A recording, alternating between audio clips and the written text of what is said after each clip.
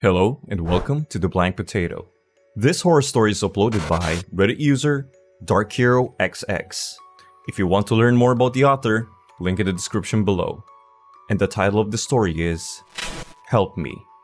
Before we begin, I would just like to invite you to please like this video, subscribe if you haven't already, and click that notification bell so you won't miss any of my future uploads. And as I can see in my analytics, more than 90% of the people watching this content isn't subscribed to my channel. I would truly appreciate it if you hit that subscribe button, as that will help the channel a lot. Thank you. And now, let's begin. Help me. A few months ago, I moved into a house that was listed for rent. For less than $1,000 per month, I could rent a 2-bedroom, 2-bathroom home built in the 1970s in a neighborhood close to everything I needed. Sharon, one of my best friends, and I had always wanted to live together, but couldn't bring ourselves to do so until she got a job and I was finally able to pay off some debt. Sure, it was a bit pricey, but she needed to get out of her parents' house, and it was significantly cheaper than the apartment my ex-boyfriend had left me with. Be sure to take lots of pictures. Sorry for making you check out the place by yourself, Sharon told me over the phone. Don't worry, I'll make sure everything looks okay. I tried to be upbeat, but I was well aware that the perfect home did not exist. For this price, there had to be something wrong.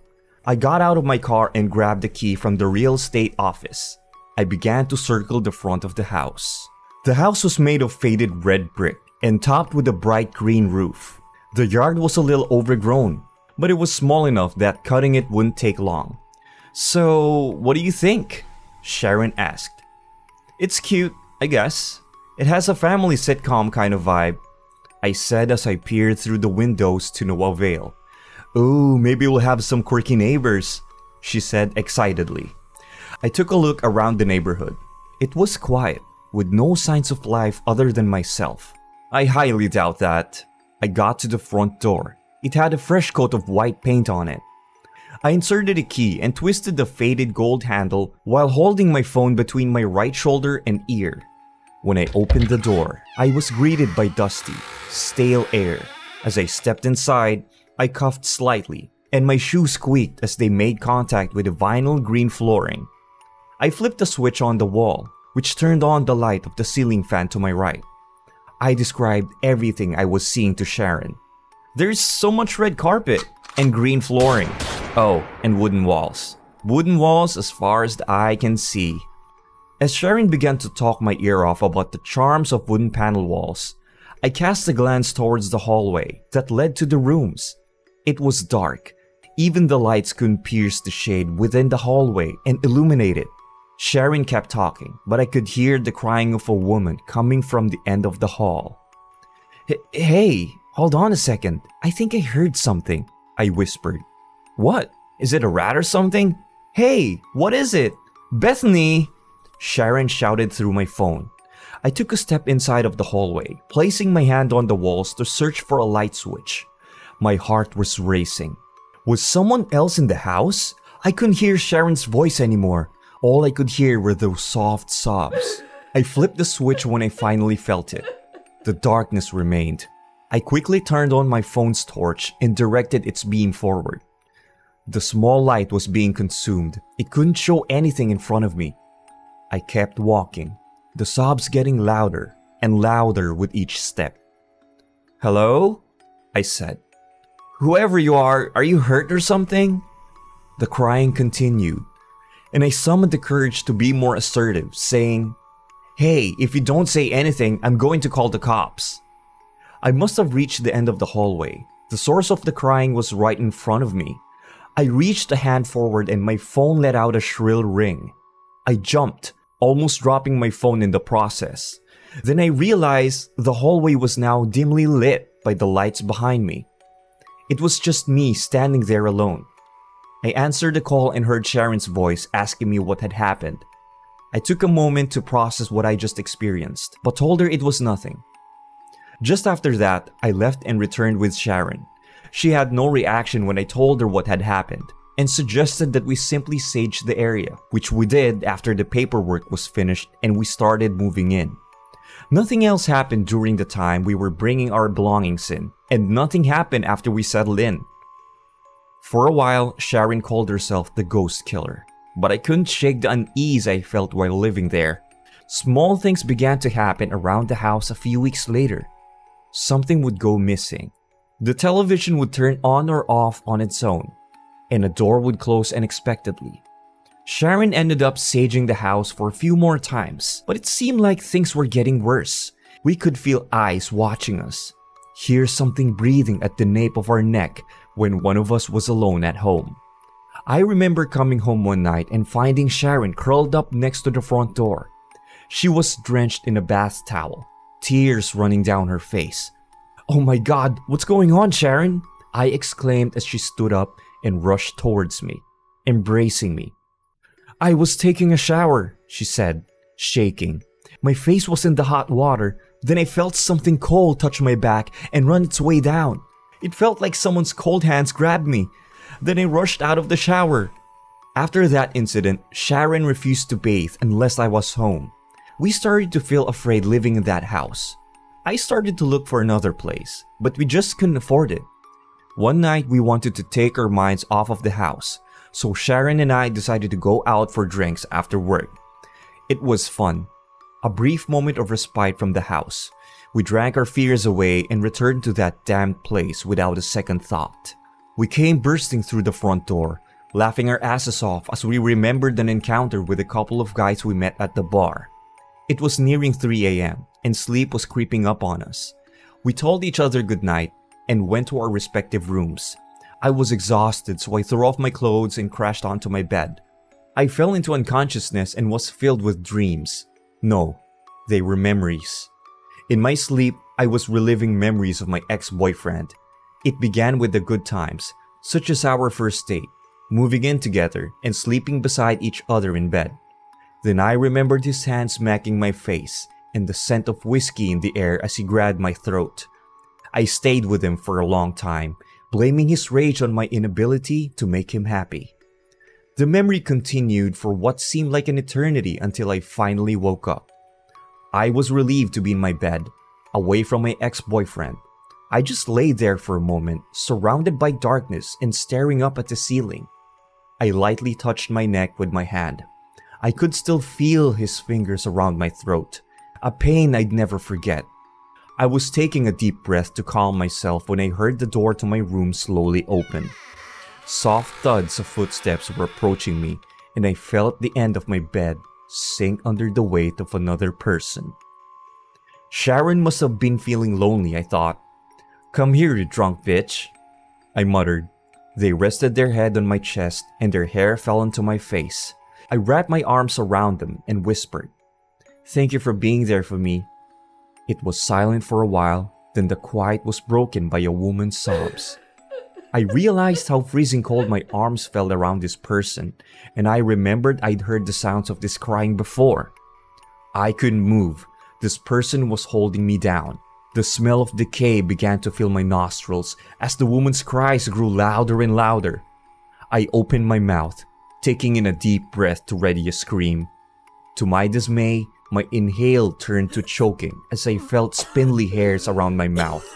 As she positioned herself over me, she began to lift herself off my chest, and my ears filled with the sound of cracking. Her hair was so long, and I could feel it moving inside of my mouth, down my throat. She continued to cry as I struggled to breathe. Suddenly, Sharon's screams rang out from the hallway. Whoever was on top of me was gone now.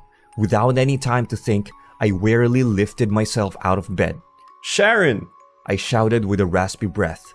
I felt the blood drain from my face as I saw Sharon being dragged out of her bedroom by her hair from some invisible force. Sharon looked at me and let out another blood-curdling scream. Whatever was holding her continued to drag her away from me. I darted forward, but as I got close, something slammed into my chest, causing me to stumble backwards. Sharon's body began to lift off the ground, and her cries of pain filled the house. I felt helpless as I watched my friend's long black hair suspend her in midair. Then, with a loud thud, her body collapsed onto the floor. For a while, we just stared at each other, our eyes welling up with tears and horror seeping into our hearts. Then, after what seemed like an eternity of terrible silence, We rushed to embrace each other. We ended up spending the rest of the night sleeping in my car. We spent as little time as possible in the house in the days that followed. We dashed inside to change clothes, bathe at our friend's house, and sleep in our cars. Sharon and I never discussed what happened that night. We didn't tell anyone about what was going on at that house for fear of being called insane. After a long day of work, I texted Sharon to see where she was, but she didn't respond. I checked with our mutual friends, and no one had seen or heard from her that day. I drove to the house as a terrible pit formed in my stomach. Sharon's car was parked in the driveway, and the lights were turned on inside the house. When I opened the door, I was hit by a wave of what I can only describe as despair. The air felt heavy, and the house was deathly quiet. "Sharon!" I yelled. "Are you here?" From inside the living room, I heard her say, "Bethany, I'm here. Come quickly." I walked towards the sound of her voice, each step heavy in the oppressive atmosphere of the house. Sharon was sitting cross-legged in the center of the living room with something in front of her. A thick wooden board made of black wood with an array of white letters and numbers on it. It was beautiful, yet it instilled me with a sense of dread. "What's going on here, Sharon?" I asked with a shaky voice. She looked up at me. Her eyes had circles around her face, looked gaunt. "I was hoping we would try to communicate with whatever is here," Sharon said as she wiped her face. "I'm hoping we could ask what it wants. Maybe try to appease it?" I was taken aback. I'd never seen her look like this before, but it was something I recognized. "Sharon, let's get out of here, okay?" I told her. "No, there are no other options. We're either staying here or going out on the streets." When she said that, I noticed something flicker behind her, forming a shadowy silhouette for a split second. "Please, Beth, just try. Please," Sharon begged. I didn't like where this was going, but I owed it to my friend to give it a shot. I sat behind her, unsure if what we're doing was right. We placed our hands on the planchette after she placed it on the board. As the wooden piece at her fingertips glided across the board, I could hear our shallow breaths and racing hearts. "Is there anyone else here?" Sharon questioned. I felt a weight press down on my hand, and the planchette shifted to yes. We both laughed, surprised, and then I asked the question, "What do you want?" The weight stayed on our hands, then the planchette moved to H-E-L-P. "Help?" I asked, perplexed. "What do you need help with?" Something began to flash before my eyes as I looked down at the board. There was another set of hands where our hands were. I followed the bruised gray hands up its black and purple covered arms, up its disfigured throat, to find the woman with long, thinning black hair staring at us, murky brown tears running down her hollow eye sockets. The woman began to cry as our hands moved to the letters H-E-L-P-M-E. Over and over again, faster and faster. The lights began to flicker, then the board split in half with a horrible crack. Before I knew it, the woman darted towards me, pushing me down onto my back. She wailed, "Help me! Help me!" Her words resonated with me, but before I could say another word, Sharon shouted, "Look!" I looked to see another entity behind the woman. It was the shape of a large man that towered us. It was a being of pure darkness that took a shadowy hand and gripped the woman's neck. I watched the woman being lifted up by this phantom, all the while her muddy brown tears streamed down her beaten face. She spoke with a raspy voice. "Help me! Help me!" I was struck with the familiarity of the situation. The spirit of the woman was in pain, and the entity behind her was the true evil of the house. Even in death, this man had such a hold over her soul. I knew it all too well, giving power to a man who only wanted to hurt and control you. I looked over to Sharon and she had the same look on her face when she found out that I was being abused by my ex-boyfriend. "Leave her alone!" I demanded the dark spirit. It turned towards me, and despite its lack of facial features, I could feel it smile at me as it dropped the woman from his grip. It stepped towards me, yet I held my ground. Sharon shouted, "No, don't hurt her!" as she clutched onto the dark spirit's waist. This moment triggered another familiar memory in my mind. I looked towards the broken soul of the woman on the floor and said to her, "I know your pain. Of course I'll help you." The dark spirit took both its hands and it began to reach towards me. He wrapped his cold hands around my skull and began to squeeze. My vision began to blur and distort. Then I was suddenly hit with how quiet it was. I could see that the woman was no longer sobbing as she lifted herself up. He wiped the dirty tears off her face, and the once fearful expression she had shifted to resolve. The woman's soul burned brightly as she took her damaged fingers and pulled the dark spirit off of me. Sharon let go of the entity, and we both watched as it struggled. The woman yelled angrily as she dragged the man down onto the floor. She ripped and tore at the shadow. Black blood began to splatter the room as the lights flickered. The sound of women crying was gone. Only the agonized cries of an abuser remained. The woman continued to break down the scattered bits of the man until nothing remained. After she was done, she sat motionless and stared at Sharon, then at me.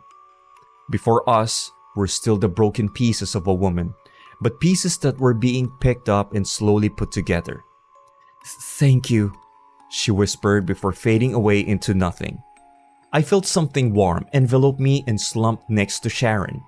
I rested my head on her shoulder, and she placed her head on top of mine. The heavy weight was lifted, the oppressive air had dissipated, and we had survived. If you enjoyed that story, feel free to hit that like button and subscribe if you haven't already. And if you want more horror stories like that, click one of the videos right here. And as usual, I'll see you again next time.